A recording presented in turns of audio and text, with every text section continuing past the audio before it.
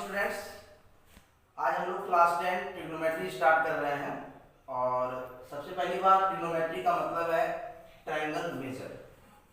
उसके बाद हम लोग आते हैं in a right angle triangle ABC, this is perpendicular height, symbol P, base symbol B and this is hypotenuse symbol H। और यहाँ भी एक एबीसी राइट एंगल ट्रायंगल है। तो दोनों ट्रायंगल में डिफरेंस क्या है? दोनों ट्रायंगल में डिफरेंस ये है कि अगर हम लोग ट्रिग्नोमेट्री में एंगल यहाँ से मेजर करते हैं, यहाँ पे क्या है, बी एंगल राइट एंगल है और ए और सी एक्यूट एंगल है। यहाँ भी बी राइट एंगल है, ए और सी एक्यूट एंगल है। तो अगर हम लोग एंगल सी एक्यूट एंगल से मेजरमेंट करेंगे तो ठीक उसके सामने का ये जो ए बी लेंथ है वो परपेंडिकुलर हाइट होगा। मतलब जिस एंगल से मेजरमेंट होगा उसके सामने का परपेंडिकुलर लेंथ होगा, उसका अपोजिट बेस होगा और हाइपोटेनस हमेशा स्लैंट हाइट ही होगा। इस केस में भी आप देखिए एसी स्लैंट हाइट हाइपोटेनस है, यहाँ भी एसी स्लैंट हाइट हाइपोटेनस है।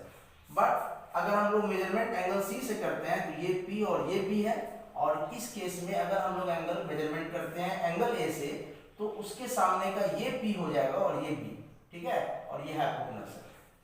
उसके बाद जो इम्पोर्टेंट टॉपिक है, किसी भी राइट ट्रायंगल में पाइथागोरस मैथमेटिशियन ने एक रिलेशन बताया था जो आप लोग क्लास 7 से पढ़ते आ रहे हैं, p square plus b square equal h square होता है। तो यहाँ पे 3 टर्म्स है, p, b and h। Suppose that आपको इन तीन टर्म्स में 2 टर्म्स का वैल्यू दिया हुआ है और थर्ड टर्म का वैल्यू फाइंड करना है। तो उसके लिए आपको p का वैल्यू फाइंड करने के लिए formula √h square minus b square, b value find करने के लिए √h square minus p square और h की वैल्यू फाइंड करने के लिए √p square plus b square. तो ट्रिग्नोमेट्री में सबसे पहले एक बात आप जान लीजिए कि जितने फॉर्मूले होते हैं वो सब आपको याद करना होगा। तो ये आपका p, b और h वैल्यू फाइंड करने के लिए हमने फॉर्मूला लिखा है। उसके बाद हम लोग आते हैं रेशियोज। ट्रिग्नोमेट्री में जो है, जैसे किसी के घर में हम लोग जाते हैं, फैमिली में इंट्रोड्यूस करते हैं, तो हम जानना चाहते हैं कि ये कौन है, वो कौन है, वो कौन है। सभी लोगों के फैमिली मेंबर से हम लोग परिचित हो जाते हैं। तो यहाँ पे ट्रिग्नोमेट्रिक में कुछ रेशियोज होते हैं, जैसे कि sign, cos, tan, cot, sec, cosec, ठीक है। तो ये सब क्या हो गया, रेशियोज हो गया। अब देखना है कि हम उसको एंगल के साथ जब एडिंग करते हैं तो कहाँ से एंगल ले रहे हैं। सपोज हम एंगल ए से ले रहे हैं तो वो सब ट्रिग्नोमेट्रिक रेशियो दिखाएगा, sine A, cos A, tan A, cot A, sec A, cosec A. और सारे रेशियोज का पी, बी, एच के साथ रिलेशन होता है। तो हमारे पास साइन का जो रिलेशन है वो p बाई एच होता है, कॉस का b बाई एच होता है, मतलब परपेंडिकुलर हाइट बाय हाइपोटेनस, और इन कोसेक बेस बाय हाइपोटेनस। अगर आप ये दो याद रखते हैं तो बाकी आप खुद से निकाल पाएंगे। वो कैसे होगा अभी आपको थोड़ी देर में बताते हैं। एक रिलेशन है tan a equal sine by cos, ठीक है। तो tan किसके इक्वल है, sine a by cos a के। तो हम देख रहे हैं कि साइन a आपको क्या है, p बाई एच। तो आप साइन के जगह पे p बाई एच की वैल्यू पुट कीजिए। फिर इन डिनोमिनेटर कॉस क्या है, b बाई एच, तो कॉस की जगह आप b बाई एच पुट कीजिए। तो in numerator b by H, denominator b by H, दोनों का बेस क्या है, सेम है, तो हम कैंसिल कर सकते हैं। और ये तब क्या आता है, tan a किसके इक्विवेलेंट आ गया, p बाई b का, ठीक है। तो हम लोग क्या करते हैं, tan को p बाई b लिख सकते हैं। उसके बाद आगे जानने से पहले आपको यहाँ पे आना है inverse relation. Sine, cos, tan, cot, sec, cosec, ये सब आपस में इनवर्स रिलेटेड होता है, लेकिन किससे होता है ये आप यहाँ पे देखिएगा। इनवर्स का तो मतलब आप लोग जान रहे होंगे ना। तो साइन का इनवर्स रिलेटेड कोसेक के साथ चलता है, मतलब sine a equal 1 by cosec a के इक्वल होगा, जबकि कोसेक जो है 1 बाई साइन के इक्वल होगा। साइन कोसेक आपस में इनवर्स रिलेटेड है, मतलब sine equal 1 by cosec, cosec equal 1 by sine. उसी तरह से tan और cot भी इनवर्स रिलेटेड होता है, और तब हम tan को 1 बाई cot और cot को 1 बाई tan लिख सकते हैं। फिर से हम आते हैं sec और cosec में, sec और cos में।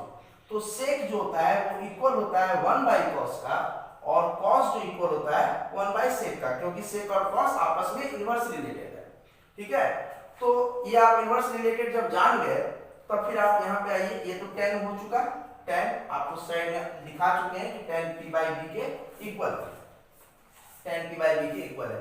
अब आप देखिए यहाँ पे cot क्या है 1 by tan, तो cot अगर tan के साथ इनवर्स रिलेटेड है तो cot क्या हो जाएगा tan का उल्टा, यानी कि p by b नहीं है, वो क्या हो जाएगा b by p। तो हम लोग cot को क्या लिखे हैं b by p।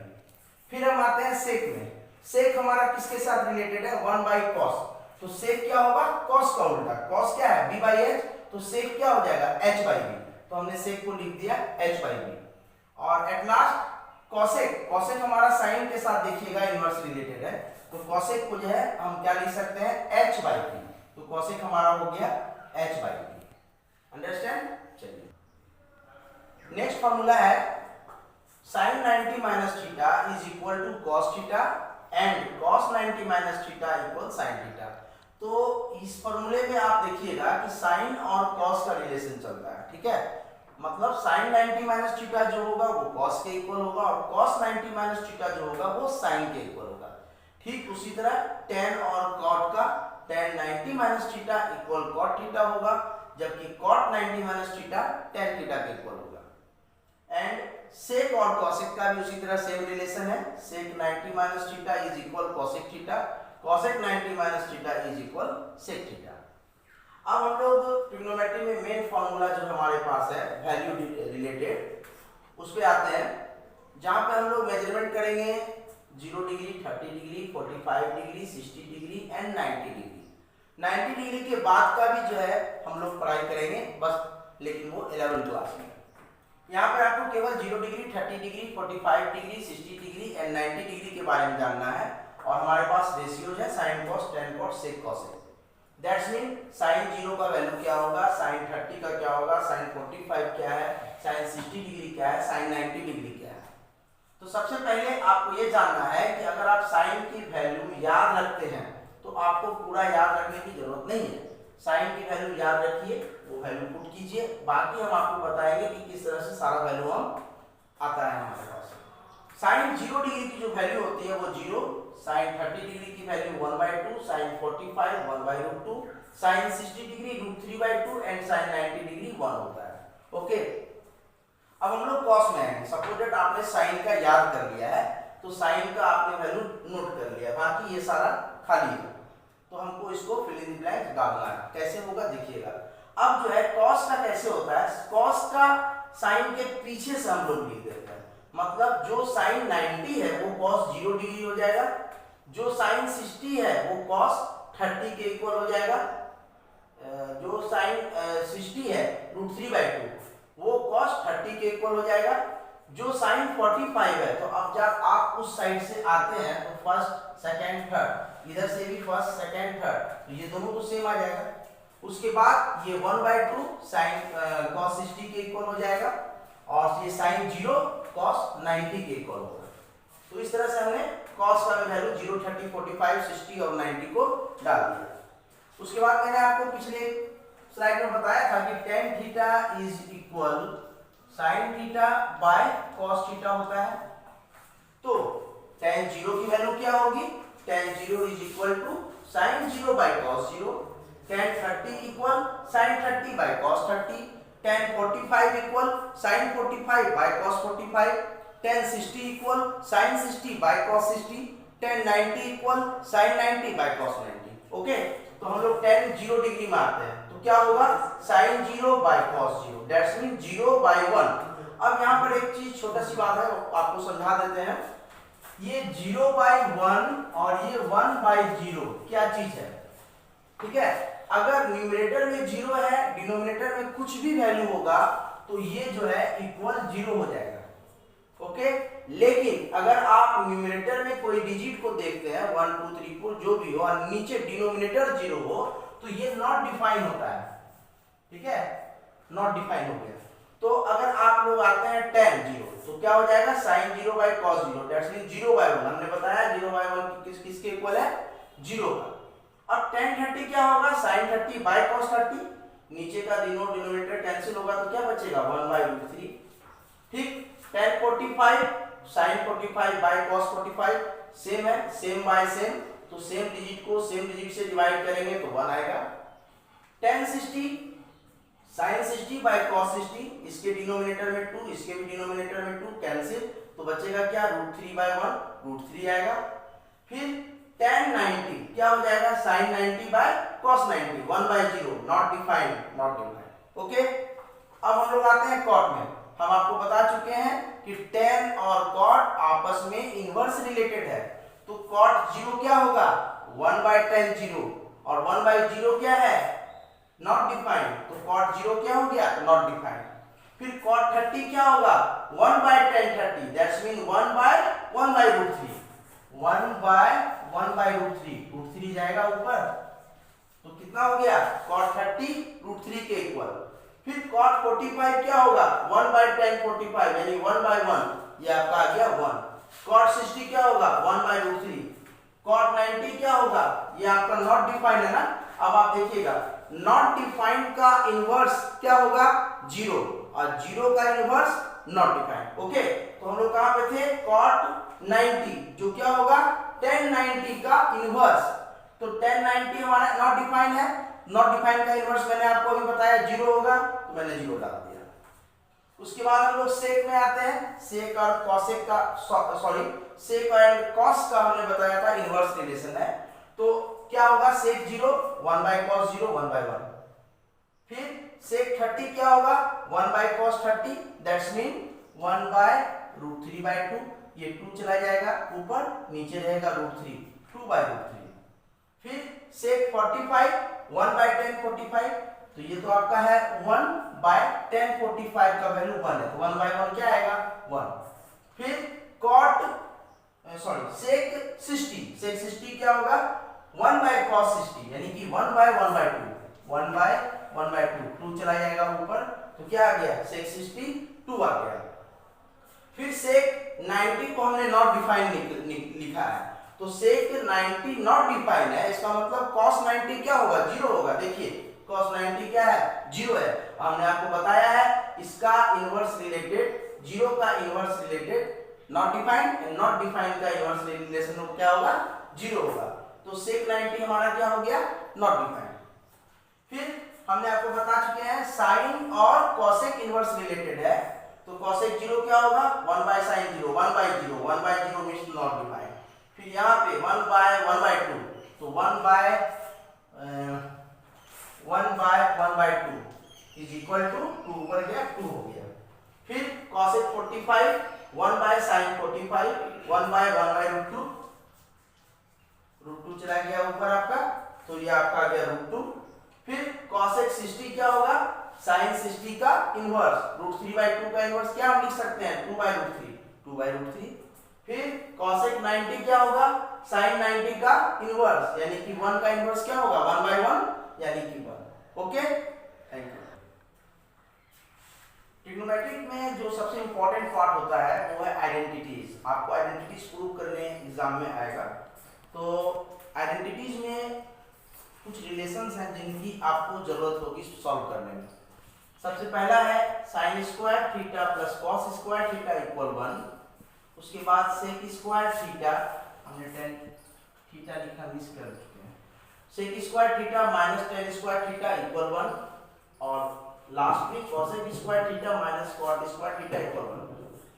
आपको जानना चाहिए कि आखिर हमने ऐसा क्यों लिखा sin square theta plus cos square theta y equal to 1। हम ये जानते हैं कि sin थीटा की वैल्यू p/h होती है, cos थीटा की वैल्यू b/h होती है, और दोनों स्क्वायर में है, तो p/h स्क्वायर प्लस ये हो गया b/h स्क्वायर। आप एलसीएम लेके सॉल्व जब करेंगे तो h स्क्वायर आपका एलसीएम हो गया, एंड इधर आपका ऊपर में p स्क्वायर और इधर आपका b स्क्वायर आएगा। पाइथागोरस वाले थ्योरम से हम जानते हैं कि p square plus b square is equal to h square होता है। आपका डिनोमिनेटर में भी h स्क्वायर है, h स्क्वायर को 1 टाइम्स कैंसिल करेगा तो आया 1, इसलिए हमने लिखा है sin square theta plus cos square theta equal 1। फिर sec square theta minus tan square theta is equal 1, तो sec को हमने क्या किया h/b की वैल्यू होती है sec स्क्वायर है तो h/b स्क्वायर, फिर माइनस tan p/b स्क्वायर, इधर आपका b स्क्वायर है b स्क्वायर है, एलसीएम हमने ले लिया b स्क्वायर 1 टाइम्स कैंसिल, 1 को h स्क्वायर से मल्टीप्लाई किए, माइनस की साइन डालते हैं, बी स्क्वायर, 1 टाइम्स कैंसिल, 1 को पी स्क्वायर से मल्टीप्लाई करते हैं। फिर से हम लोग आते हैं पाइथागोरस वाले रिलेशन में, जहाँ पे हमने नोट करवा चुका है आपको, H square minus P square is equal to B square, and denominator में भी बी स्क्वायर है, B square 1 times cancel is equal to 1। ठीक, cosec square theta minus cot square theta is equal to 1, cosec H by P square है minus cot B by P square है। आपका यहाँ पे LCM क्या आएगा, P square and P square, LCM भी हमारा पी स्क्वायर होगा, पी स्क्वायर 1 टाइम्स कैंसिल, 1 को एच स्क्वायर से multiply, P square 1 times cancel, 1 को अपर वाला बी स्क्वायर से मल्टीप्लाई। फिर पाइथागोरस थ्योरम में हम लोग आते हैं, तो H square minus B square is equal to P square by B, P square 1 times cancel. तो ये आप जान गए कि sine square theta plus cos square theta equal 1 होता है, सेक square theta minus tan square theta equal 1 होता है, cosec square theta minus cot square theta 1 होता है। अब हम लोग इससे कुछ रिलेशंस और फाइंड करेंगे। सपोज दैट मैं चाहता हूं कि साइन स्क्वायर थीटा की वैल्यू आए और साइन थीटा की वैल्यू, तो साइन स्क्वायर थीटा क्या होगा, इस साइड 1 है, ये प्लस कॉस स्क्वायर उधर जाएगा तो माइनस, तो 1 माइनस कॉस स्क्वायर के इक्वल होगा। तो ये तो साइन स्क्वायर की वैल्यू आई ना, अगर हम साइन की वैल्यू निकालना चाहते हैं तो इस साइड से स्क्वायर को हटाएंगे तो इधर रूट लगेगा, तो साइन स्क्वायर थीटा है और उधर से स्क्वायर हटाएं तो इस साइड में रूट लगा, under root 1 minus cos square theta. तो यहां से हमने साइन स्क्वायर और साइन की वैल्यू निकाले। ठीक उसी तरह अगर हम कॉस स्क्वायर की वैल्यू निकालेंगे तो ये है 1 और ये साइन स्क्वायर उस साइड जाएगा तो 1 माइनस साइन स्क्वायर, तो कॉस स्क्वायर क्या हो गया, 1 माइनस साइन स्क्वायर। लेकिन ये कॉस स्क्वायर, अगर हम कॉस की वैल्यू फाइंड करते हैं तो ये स्क्वायर कैंसिल होगा और इन आरएचएस साइड में आपका अंडर रूट लगेगा, तो क्या हो जाएगा कॉस की value under root 1 minus sine square. Next sec square minus tan square theta में अगर हम सेक स्क्वायर थीटा की वैल्यू फाइंड करते हैं तो वो हो जाएगा 1 और ये माइनस टेन स्क्वायर उस साइड जाएगा तो 1 प्लस टेन स्क्वायर थीटा, ये है सेक स्क्वायर की वैल्यू। लेकिन सेक की वैल्यू क्या होगी, under root 1 plus tan square theta. फिर अगर हम टेन स्क्वायर की वैल्यू फाइंड करते हैं तो टेन स्क्वायर तो आपका इस साइड में माइनस में है और हमें क्या फाइंड करना है, टेन स्क्वायर थीटा। तो हम क्या करेंगे, माइनस टेन स्क्वायर को इस साइड लेके आएंगे और 1 को इधर लेके आएंगे, तो सेक स्क्वायर थीटा 1 को इस साइड लेके आए -1, सेक स्क्वायर थीटा -1 और ये माइनस टेन स्क्वायर उधर जाएगा तो टेन स्क्वायर थीटा, तो टेन स्क्वायर थीटा क्या हो गया, sec square theta -1, tan square theta क्या हो गया, सेक स्क्वायर थीटा -1। लेकिन अगर हम टेन की वैल्यू चाहते हैं तो स्क्वायर कैंसिल करके इधर अंडर रूट डाल देंगे।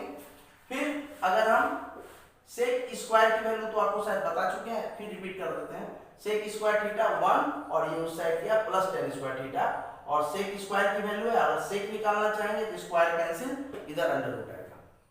Last cosec square theta minus cot square theta equal 1 है, तो अगर हम कोसेक स्क्वायर की वैल्यू निकालेंगे तो 1 प्लस कॉट स्क्वायर और कोसेक की वैल्यू निकालेंगे तो स्क्वायर कैंसिल और इस साइड में आपका अंडर रूट आएगा, यानी cosec theta equal under root 1 plus cot square theta. फिर अगर हम कॉट स्क्वायर की वैल्यू लाते हैं तो हम क्या करेंगे, कॉट को इस साइड ले आएंगे और ये 1 को इस साइड ले आएंगे, तो क्या होगा, कोसेक स्क्वायर थीटा 1 इधर आया -1 is equal minus cot square theta उस साइड गया तो कॉट स्क्वायर थीटा, तो cot square theta is equal cosec square theta -1। लेकिन अगर हम कॉट की वैल्यू निकालेंगे तो स्क्वायर कैंसिल होगा और उस साइड क्या होगा, स्क्वायर रूट। अब ऑलमोस्ट मैंने क्लास 10 के सारे फॉर्मूला आइडेंटिटीज को आपके सामने पेश किया है। नेक्स्ट क्लास में हम आपको एक्सरसाइज सॉल्व करेंगे और तब तक के लिए आपको होमवर्क बोलिए या जो समझिए, आपको सारा फॉर्मूले जितने हैं आपको कंठस्थ याद कर लेना। Thank you.